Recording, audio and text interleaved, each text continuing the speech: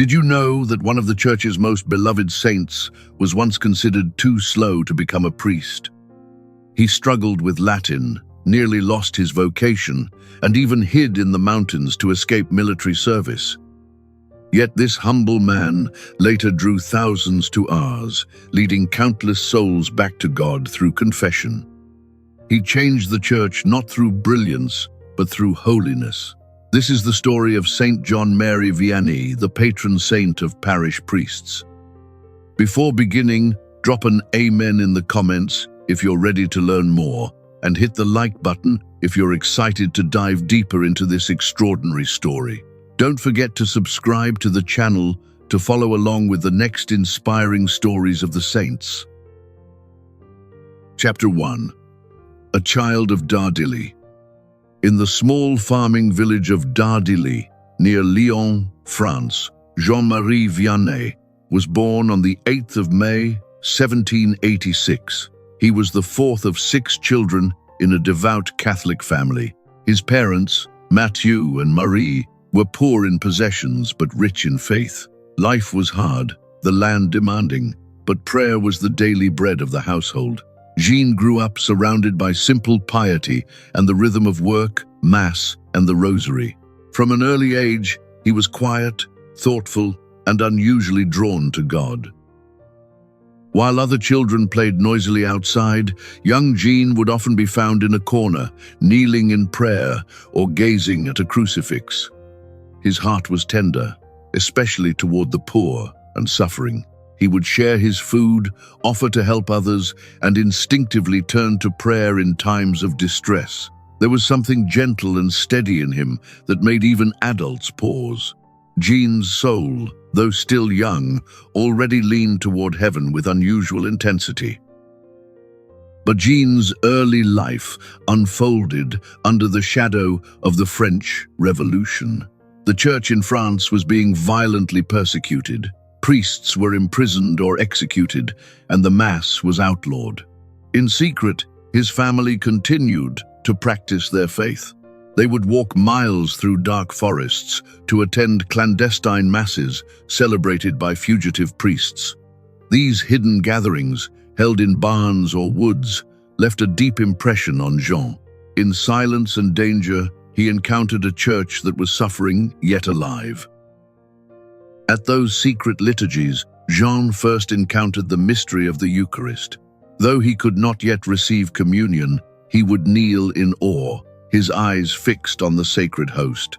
Even then, he felt a strong desire to be near the altar, to serve God completely. Something began to stir deep in his heart, a quiet call, a gentle flame that would never go out. The love of Christ in the Eucharist took hold of him. As he grew, Jean's dream of becoming a priest grew stronger. He did not yet know how difficult the path would be, but he knew he wanted to bring Jesus to others, just as those brave priests had brought Jesus to him. His vocation wasn't born from pride, but from love. It was rooted in those quiet moments, kneeling beside his mother, under the stars, listening to whispered masses in the woods. At home, Jean was obedient and hardworking. He helped with animals and harvested crops, accepting hardship without complaint. He wasn't quick with his hands or sharp in mind, but he was steady and faithful. He lived with humility, always choosing silence over boasting, kindness over conflict. His simple faith shone through his everyday life. And it was his mother who shaped him most. Marie Vianney taught Jean to pray, to forgive, and to trust God in everything. Her faith, lived in silence and sacrifice, formed the very heart of her son. Later in life, Jean would say, "After God, I owe everything to my mother." That early foundation would carry him all the way to the altar and to sainthood. Chapter 2. A difficult path of learning. As Jean-Marie entered his teenage years, his longing to become a priest grew stronger. Yet he faced a daunting challenge. His limited academic ability, especially in Latin, the Church's required language. While classmates advanced quickly, Jean struggled with vocabulary and grammar that simply wouldn't stay in his mind. Confused and often embarrassed, he found learning deeply difficult. Still, he did not give up. Though his mind faltered, his sense of vocation remained firm and full of hope. Recognizing Jean's sincerity, Father Charles Bally welcomed him into the rectory at Eckerley and began teaching him privately. Though he quickly saw Jean's struggle with memory and academics, he also noticed something far more important: deep humility, unwavering devotion, and quiet perseverance. Jean lacked brilliance, but his heart belonged completely to God. With gentle patience, Father Bally guided him, convinced that grace could accomplish what talent could not, and that holiness was greater than intelligence. Jean studied every day, often from early morning until late evening. He memorized prayers, read catechisms, and tried again and again to master his Latin exercises. He would walk alone into the fields, reciting declensions aloud, sometimes with tears in his eyes. His progress was painfully slow, but he never gave up. What he lacked in intelligence, he made up for in effort and love for the priesthood. His prayer was constant: "Lord, help me, I want to serve you." His classmates were not always kind. Many laughed at his slowness or mocked his mistakes. Some even questioned how someone like Jean-Marie could ever be a priest, but he bore these humiliations quietly, never lashing out or resenting them. His eyes stayed fixed on his goal, and his heart remained free of bitterness. Rather than grow discouraged, he leaned more deeply into prayer and trusted that God had called him for a reason. It was Jean's holiness that began to speak louder than his books. The priests who observed him noted how he would spend hours in silence before the Blessed Sacrament. They noticed his gentleness with others, his willingness to help with chores, and the way he knelt as if truly before God.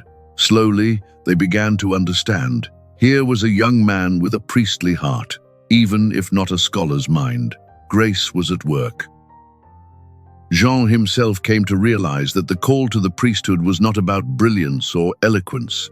It was about giving oneself fully to God and to his people. A priest was not merely a man of knowledge, but a man of sacrifice, prayer, and mercy. This understanding gave him peace. He knew he wasn't clever, but he could be faithful. Eventually, after much debate, the seminary leaders agreed to admit him, though with reservations. They doubted his academic fitness, but could not deny the quiet fire of his soul. Jean Mary Vianney entered the seminary not as a promising student, but as a witness of perseverance and grace. His journey had only just begun. Chapter 3. The Flight from Conscription. In 1809, Jean-Marie Vianney's path to the priesthood was suddenly disrupted. The Napoleonic Wars were raging, and France needed soldiers. Like many young men, Jean was drafted despite being a seminarian and physically weak.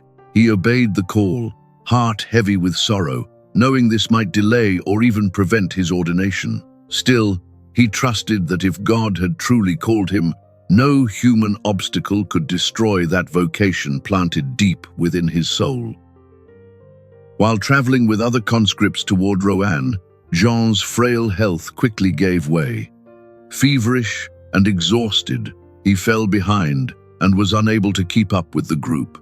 Alone and vulnerable, he wandered into a small village, unsure of what to do. There, a stranger himself, a deserter, took pity on the sickly seminarian. This man helped Jean escape further into the countryside, away from the reach of the military, and led him to safety in the remote village of Les Noes. In Les Noes, Jean found shelter in the home of a widow named Claudine Fayot. To remain unnoticed, he adopted a false name and quietly integrated into the village. He began teaching children basic reading and catechism, providing humble service while living in hiding. Though those around him saw only a kind young man, Jean's heart burned with the desire to return to seminary. He longed for the sacraments, for study, and for the priesthood, but he waited in patience and prayer. Life in hiding was filled with tension. Every knock at the door, Every rumor of soldiers nearby brought fear. Jean knew he could be arrested at any time, yet he did not allow that fear to consume him. He woke early each day to pray, read spiritual books, and reflect on God's will. The Eucharist was absent, but Christ remained close. In this hidden exile, Jean quietly nourished the vocation that had taken root in his soul. Though far from the church and the seminary, Jean lived like a seminarian in spirit. His daily life was one of silence, service, and spiritual discipline. He saw this trial not as abandonment, but as purification. God was testing his call, strengthening his faith, and shaping him into a priest, not by intellect or ceremony, but through suffering, humility, and trust. Even in fear, he did not doubt God's presence or his plan. Month after month passed, and Jean's resolve never wavered. He taught children, helped with chores, and lived simply among the villagers. No one suspected that this quiet man had once worn a seminarian's cassock, or that his heart ached for the altar. Yet his gentleness and devotion spoke louder than any title. In this hidden place, God continued to form his priest, slowly, silently, surely. In 1810, Napoleon declared a general amnesty for deserters, finally freeing Jean-Marie to leave his refuge and return to the seminary. He emerged, not defeated, but inwardly strengthened. That hidden year of exile had become a sacred gift, an unexpected school of trust, prayer, and perseverance. It revealed that no war, no fear, and no earthly obstacle could extinguish a vocation that had been lit and guarded by the hand of God. Chapter 4. Ordained to serve in humility. In 1815, after years of struggle and perseverance, Jean Mary Vianney was ordained a priest. Though his academic performance had been weak, the Church saw in him a soul filled with humility, prayer, and deep love for God. The ordination took place quietly, without fanfare, but Jean received the sacrament with great devotion. He knew that being a priest was not about prestige or brilliance, it was about serving Christ in simplicity and love. Due to concerns about his theological knowledge, Jean-Marie was given limited faculties after ordination. He could celebrate Mass, but his ability to hear confessions was initially restricted. Some superiors doubted his readiness, but Jean accepted these limitations with peace. He never sought authority or recognition. What mattered to him was offering the sacraments and bringing souls closer to God. In his heart, the priesthood was a grace, not a rite, and he would live it out quietly and faithfully. Jean's first assignment was to serve as assistant priest in the parish of Écully, alongside his beloved mentor, Father Charles Bally. It was a time of learning and formation, not in books, but in pastoral life. Jean observed how Father Bally visited the sick, preached with clarity, and guided souls in confession. Living with him was like continuing seminary in the best way through example. Jean grew more confident in his ministry, and the trust between the two priests deepened with time. At Écully, Jean began to reveal his true strength, holiness in daily life. He celebrated Mass with deep reverence, spent long hours in prayer, and always had time for those in need. Parishioners noticed his peaceful presence and kind manner. Though his sermons were simple, they were filled with truth and love. He didn't try to impress, he simply spoke from the heart. Slowly, people were drawn to this quiet, faithful priest who radiated the presence of God. Jean had a special love for the poor. He visited families in need, offered his own food and clothes to those who had less, and gave freely to beggars. He lived with few possessions and treated everyone with equal respect. Children especially loved him, for he taught them with joy and gentleness. He also found deep joy in the confessional, where he began to understand the power of God's mercy working through his own hands and words. When Father Bally passed away, Jean grieved deeply. The man who had guided him, believed in him, and loved him like a spiritual father was gone. Yet, Jean accepted God's will with peace. Soon after, he received a new assignment from the bishop to serve as pastor in the small, neglected village of Ars. It was a place few priests desired, a spiritual wasteland, people said. But Jean obeyed without question and began the journey. He set out for Ars with no ambition, no worldly plan, only his breviary, his chalice, and complete trust in God's will. The village was small and spiritually forgotten, and few expected much from the quiet, unremarkable priest on the road. But Jean-Marie carried within him a heart deeply conformed to Christ. He sought no praise, no glory. He went as a servant, prepared to love, to suffer, and to give his life entirely for souls. Chapter 5. The Renewal begins in Ars. When Father Jean Mary Vianney arrived in Ars in 1818, he found a small, forgotten village in the countryside of France. Fewer than 300 people lived there, and most had grown distant from God. The church was seen as little more than a tradition, not a living faith. Few practiced their religion, and Sundays were treated like any other day. The young priest was entering a land of spiritual dryness, but he came with a heart ready to serve. The village church stood quietly at the center, but it was cold and nearly empty. Only a handful of people attended Mass.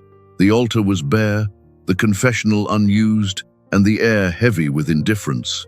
Yet Father Vianney saw in that silence not defeat, but opportunity.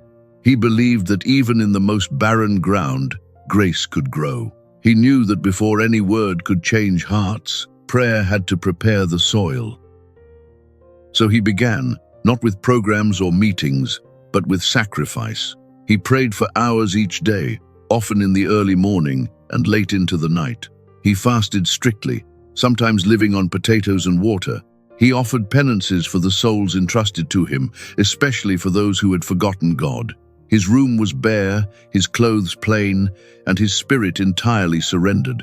Through this hidden life of prayer, he was tilling the soil of Ars with unseen grace. At first, the villagers didn't understand him. He seemed odd, too pious, too quiet. But slowly, something began to stir. People noticed how he knelt in church, how he spoke gently to everyone, and how he served the poorest with joy. He visited the sick, taught the children, and spent hours in the confessional even when no one came. His holiness wasn't loud, but it spoke. His life itself was a sermon. When he preached, his words were simple, spoken in a soft, country accent, but they reached the heart. He didn't dazzle with learning, but with conviction. He spoke of sin and mercy, of heaven and hell, of the love of God and the cross. His honesty startled some, but his gentleness disarmed them. Slowly, villagers who had long abandoned the church began to return, curious at first, then moved to confession and prayer. Mass attendance began to grow. Children learned their catechism with new enthusiasm. Men who hadn't entered a church in years were seen kneeling at the back pews. Hearts were being awakened, not by pressure or fear, but by grace working through a faithful priest. The sacraments returned to the center of village life. The confessional that once stood empty now welcomed souls longing for peace. In time, Ars became something it had never been, a place of pilgrimage. Word spread of the holy priest who had changed his parish through prayer and love. What was once a forgotten corner of France began drawing people from across the country. But for Father Vianney, it was never about fame. It was always about souls, each one precious and worth every sacrifice. Chapter 6. A life of penance and prayer. Father Vianney lived a life that few could imagine. He ate very little, usually boiled potatoes, sometimes spoiled, sometimes just bread and water. He slept only a few hours a night, often on the floor or a thin mattress. His body was worn, his clothes were threadbare, and his face bore the marks of long vigils. Yet he never complained. This was how he chose to live, poor in comfort, rich in sacrifice. Every act of fasting was a prayer, every discomfort offered for souls. He gave everything for his people. His time, his strength, his energy, nothing was kept for himself. He visited the sick, even in bad weather, heard confessions for hours, and gave his own belongings to the poor. There was no separation between his vocation and his life. He belonged entirely to his parish, entirely to God. He didn't seek rest or reward. His joy was in seeing his people return to the sacraments and live with faith. Each night, after long days of ministry, Father Vianney would return to the church and kneel before the tabernacle, sometimes for hours, sometimes all night. He prayed silently before the Blessed Sacrament. He spoke little, but his heart poured out to Christ. There, in the quiet of the church, he found strength. He prayed not only for himself, but for every soul in Ars, especially the lost, the hardened, and those who had wandered far from God. But such a holy life did not go unchallenged. Father Vianney faced constant spiritual battles. He believed the devil, furious at the conversions taking place, was determined to stop him. Strange noises filled his room at night, scratching, banging, howling. His bed would shake violently. His furniture was thrown across the room. Sometimes he was dragged from his bed, but he never fled. He stood firm, not in fear, but in faith. Once, his bed caught fire during the night. Instead of panicking, he calmly put out the flames and returned to prayer. He came to call the devil Grappin, a mocking nickname. "It's only Grappin," he would say when others asked about the disturbances. He took these attacks as confirmation that he was where God wanted him to be. If the enemy was so desperate, something good must be happening. Despite the torment, Father Vianney never lost his peace. He did not fear the devil because he clung to Christ. He knew suffering was part of the Christian life, especially for a priest. He offered it all in silence, without complaint. The more the devil tried to frighten him, the more deeply he united himself to the cross. He lived not to be free from suffering, but to be faithful through it. And so, in his tiny rectory, in his bare chapel, this simple priest waged a hidden war for souls. Through hunger, weariness, spiritual attack, and pain, he held fast. The more he suffered, the more he loved. His life became a living sacrifice, and from it poured grace, peace, and the gentle strength that could only come from Christ crucified. Chapter 7. The Confessional of Grace. Word began to spread far beyond the borders of Ars. People from nearby towns first came out of curiosity, then pilgrims from across France, and eventually from other countries. They came not for beautiful churches or grand ceremonies, but for one humble priest. They came to confess their sins. The small village of Ars, once spiritually abandoned, became a place of grace. All because Father Vianney sat quietly, day after day, in the confessional, waiting for souls. It was not uncommon for him to spend 16, even 18 hours a day in the confessional.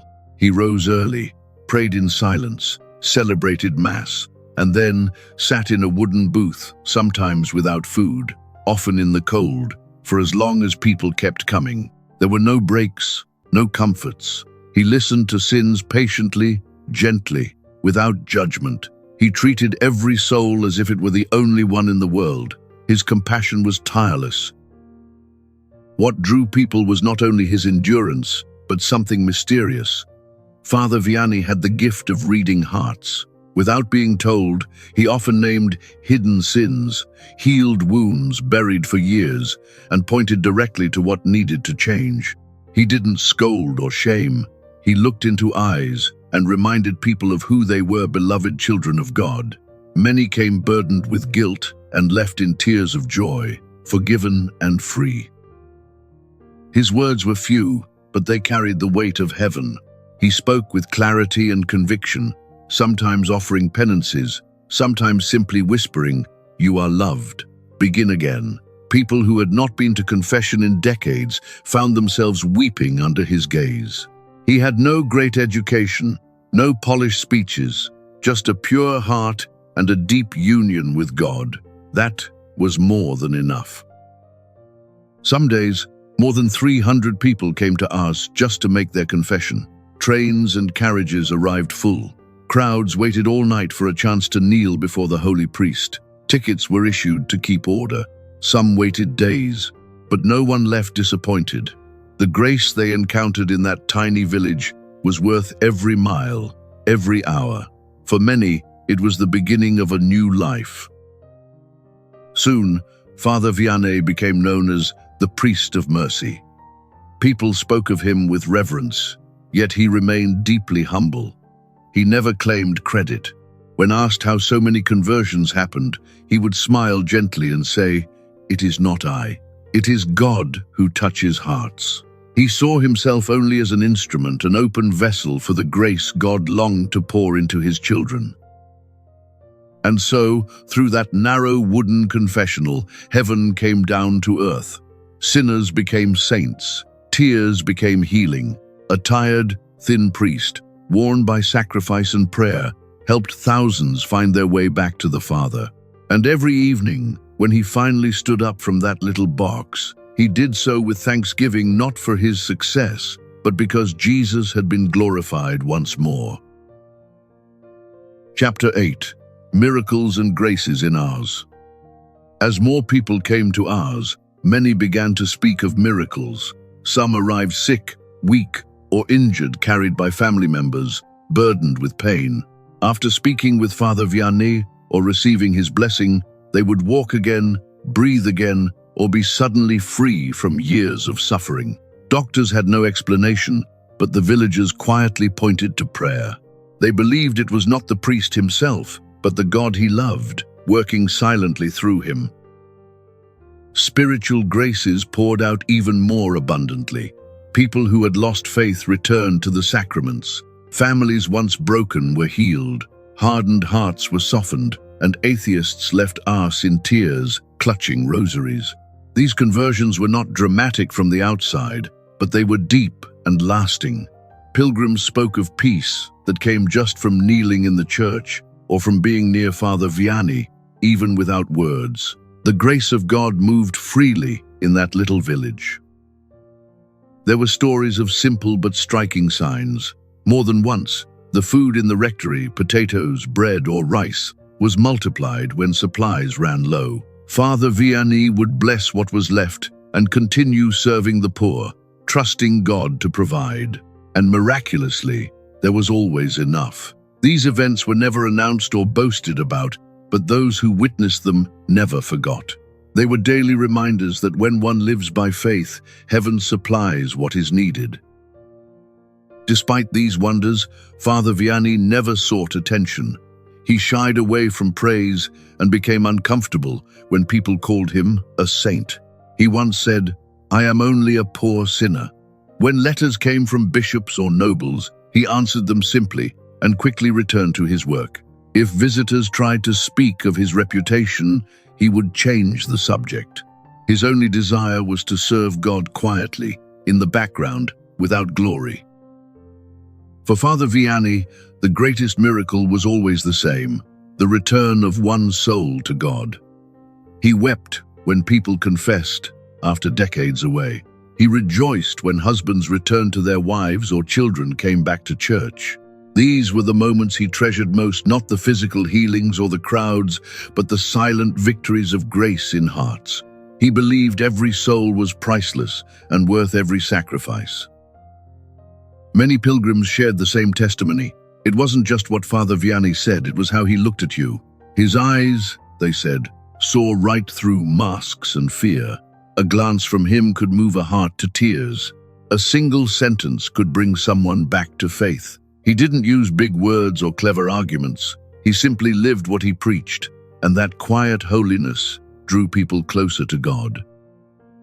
He once told a young man, "Prayer is the invincible strength of the weak," and those words perfectly reflected his life. Father Vianney possessed no riches, held no worldly influence, and struggled in his education.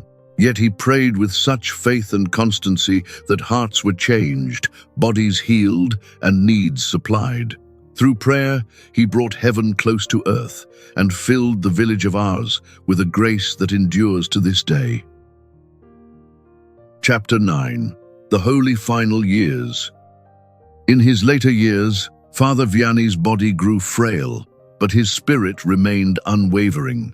Though age slowed his steps and deepened the lines on his face, he continued serving his parish without rest. He still rose early, heard confessions for long hours, visited the sick, and celebrated Mass with reverence. Many begged him to rest, but he would gently smile and say, "We will rest in heaven." His love for souls left no room for self-preservation. His health declined steadily, yet his soul remained alert, anchored in prayer, and deeply united to Christ. The more his body weakened, the more his heart seemed to burn with divine love. He often spoke of longing for heaven, not out of escape, but out of love. His eyes, tired and sunken, still held a light that drew people close. He lived each day as a gift, poured out entirely for others, for God, and for the Church. Several times, overwhelmed by the crowds and his failing strength, he attempted to leave Ars, to live in silence and solitude. He packed his few belongings and set off quietly. But the villagers, upon discovering his absence, chased after him with tears and pleas. They could not imagine their lives without their beloved pastor. And so, out of obedience and love, he returned each time, laying aside his own longing for rest to serve his people once more. For Father Vianney, suffering was not a curse, but a grace. He welcomed it as a means of uniting more closely with the cross of Christ. He offered his aches, his exhaustion, and his weakness for the conversion of sinners. "Our crosses," he once said, "are the ladder to heaven." In his final years, he spoke often of eternity, encouraging others to see beyond this world and to live for the joy that never ends. Even in weakness, he was always available. Whether it was a farmer with troubles, a child with questions, or a stranger seeking mercy, he received each one with gentleness and patience. His confessional remained open, his ears attentive, and his heart wide. He forgave with joy, blessed with love, and never turned anyone away. In him, people saw not just a priest, but a father, a reflection of God's own tenderness. On the 4th of August, 1859, as the bells of Ars rang in the early morning, Father Vianney quietly surrendered his soul to God. He had served faithfully for over 4 decades. His death was not marked by dramatic signs, but by a deep peace that filled the rectory. The village fell silent. A great light had gone out, but heaven had gained a faithful servant. His life had ended as it had been lived, humbly, prayerfully, and fully offered to God.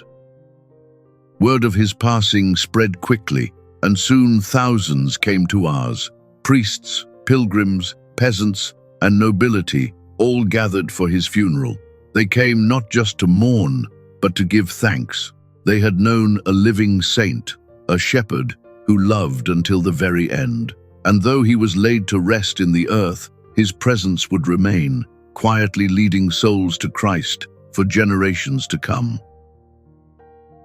Chapter 10. Legacy and Canonization.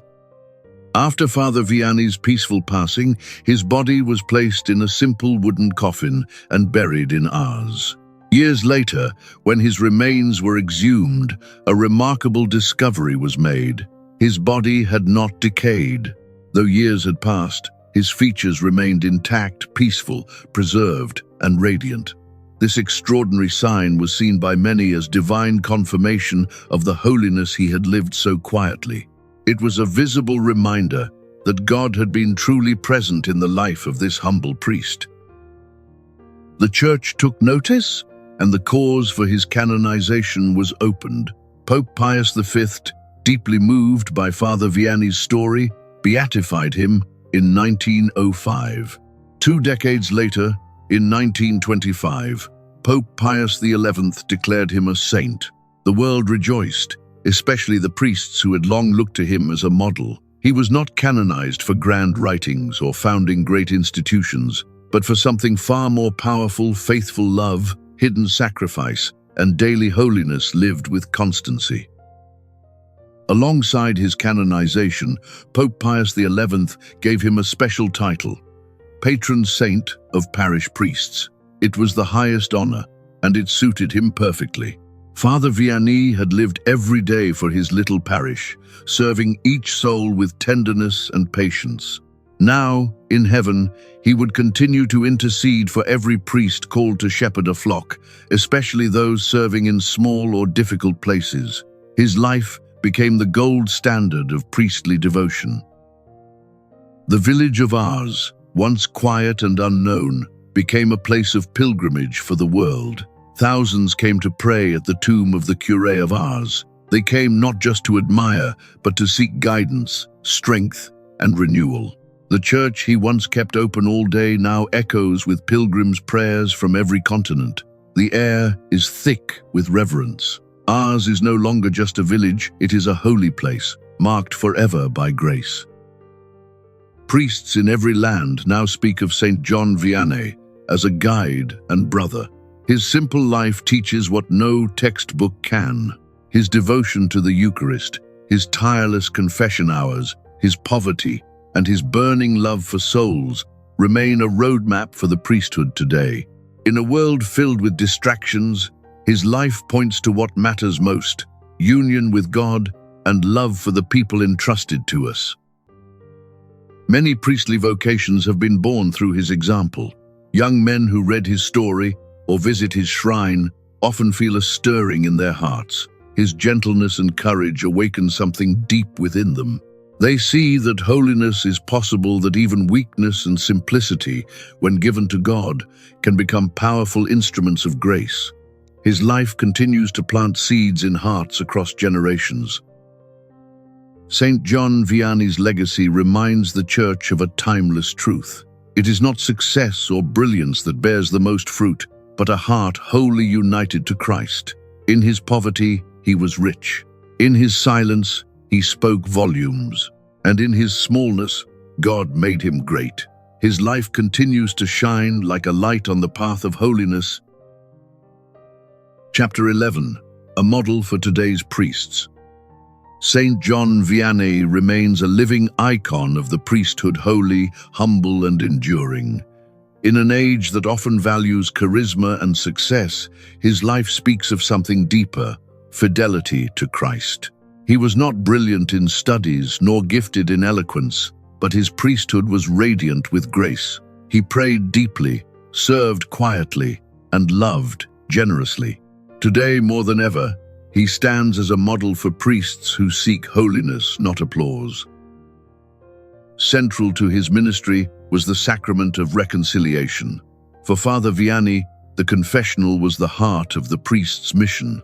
He once said, "The priesthood is the love of the heart of Jesus." He spent countless hours in the confessional, welcoming sinners with compassion, never with judgment. He showed that healing comes not through harshness, but through mercy. His commitment to confession reminds today's priests that reconciliation is not optional. It is essential for renewing the Church. His life also teaches the beauty of closeness. Father Vianney knew his flock personally. He visited their homes, shared in their joys and struggles, and treated each soul as precious. He did not stand above them, he walked among them. In a time when pastoral ministry can feel distant or overly professional, his witness calls priests back to simplicity and presence. "A shepherd must smell like his sheep," Pope Francis once said, and Father Vianney did just that. He bore sufferings, not as burdens, but as offerings: physical exhaustion, ridicule, spiritual attacks. He accepted them all for the sake of his people. His love for his parishioners was not abstract, it cost him something real. In a world that often avoids pain, he reminds priests that true love requires sacrifice. The cross is not a failure, it is the road to resurrection. His wounds became channels of grace. Saint John Vianney also teaches the value of detachment. He lived without comfort or recognition. He turned down honors and remained uninterested in titles or fame. In today's culture, where self-promotion is common and material success is admired, his life is a prophetic contradiction. He was content to be forgotten by the world as long as God was remembered. Priests today are invited to live that same freedom, rooted not in image, but in identity, as beloved sons of God.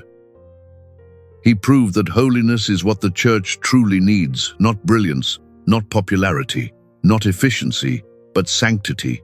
He showed that a priest with no extraordinary talents can still transform thousands of lives if his heart is united to Christ. The greatest fruit comes not from strategy, but from surrender. His life offers hope to every priest who feels small, weak, or unseen. God works best in those who know they need him. That is why the Church continues to point to him. In seminaries, in retreats, in spiritual direction, his story is told again and again, not to glorify the past, but to inspire the present. Saint John Vianney is not just a relic of another age. He is a roadmap for today's priests, a simple man, a faithful servant, a holy pastor, and a gift the Church still needs today. Chapter 12. A prayer to Saint John Mary Vianney. Saint John Mary Vianney, humble Curé of Ars, we thank God for the gift of your priestly life. You possessed little worldly learning, yet the wisdom of Christ shone through your prayer, sacrifice, and love for souls.